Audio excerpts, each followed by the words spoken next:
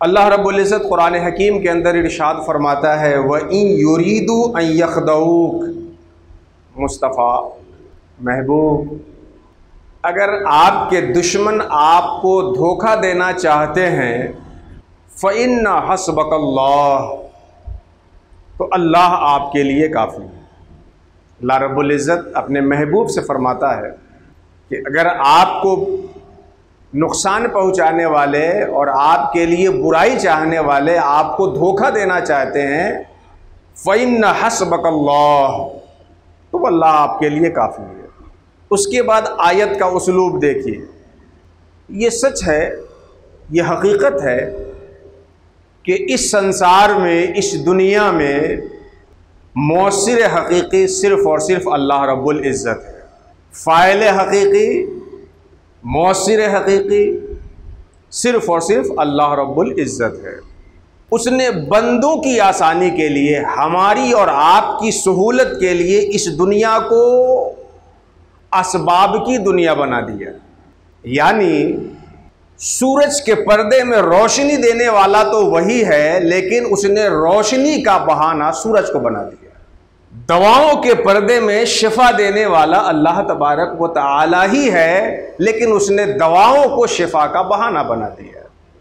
غذا کے پردے میں بھوک ختم کرنے والا وہی ہے، لیکن کھانے کو بھوک ختم کرنے کے لیے اس نے ذریعہ بنا دیا۔ اللہ رب العزت مؤثر حقیقی ہے، فاعل حقیقی ہے، مگر اس نے اسباب کی یہ دنیا بنائی ہے، اور اس اسباب کی دنیا بنانے میں بندوں کی آسانی ہے، بندوں کے لیے سہولت ہے۔ تو اللہ کافی ہے، اور اس کے بعد اللہ رب العزت نے اس کفایت کے اسباب کیا ذکر کیے ہیں وہ غور سے سنیے۔ فَإِنَّ حَسْبَكَ اللَّهُ، اللہ آپ کو کافی ہے۔ هُوَ الَّذِي أَيَّدَكَ بِنَصْرِهِ، اللہ رب العزت نے آپ کو اپنی خاص نصرت سے مدد بخشی، تائید بخشی۔ اللہ اپنے محبوب کو کافی ہے، اس کے لیے ایک بہانہ اور ایک سبب کیا ہے کہ اس نے آپ کو اپنی خاص مدد دی، خاص نصرت دی، خواہ وہ بدر میں آسمانی فرشتوں کو اتار کر کے، یا دشمنوں کے دلوں میں رعب ڈال کر کے، یا اور بھی اللہ بہتر جانے کن کن بہانوں سے اپنی خاص نصرت اتارتا ہے۔ پہلی چیز هو الذی ایدک بنصرہ، اللہ نے آپ کی تائید کی، آپ کو مضبوط کیا اپنی مدد دے کے۔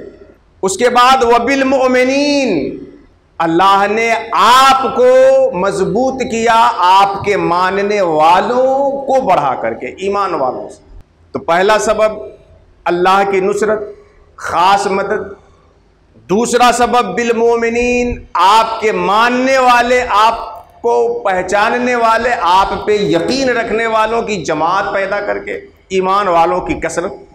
تیسری چیز وَأَلَّفَ بَيْنَ قُلُوبِهِمْ، ایک تو آپ کے ماننے والوں کے ذریعے سے آپ کی مدد کی، اور دوسری چیز یہ کہ آپ کے ماننے والوں کے دلوں کو ایک دوسرے سے جوڑ کے آپ کی مدد کی۔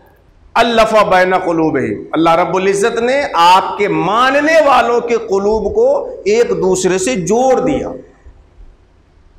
اس کے بعد اللہ فرماتا ہے لو انفقت ما فی الارض جمیعا، محبوب اگر آپ دنیا کی ساری چیز خرچ کر دیں اور اس سے سوچے کہ الفتہ بین قلوبہم، ان کے دلوں کو آپ ایک دوسرے سے جوڑ دیتے، ما الفتہ، تو آپ کبھی نہیں جوڑ پاتے، لیکن اللہ ہے جس نے ان کے دلوں کو جوڑ دیا ہے۔ تو اللہ نے اپنے محبوب کو خاص طور پہ ان کے مشن کو، ان کے طریق کو، ان کے دین کو غالب کرنے کے لیے جو اسباب بنائے، وہ نصرت ربانی، آپ پہ ایمان لانے والوں کی تعداد اور ایسے افراد، اور پھر ان افراد کا آپس میں ایک دوسرے سے گہرا ربط،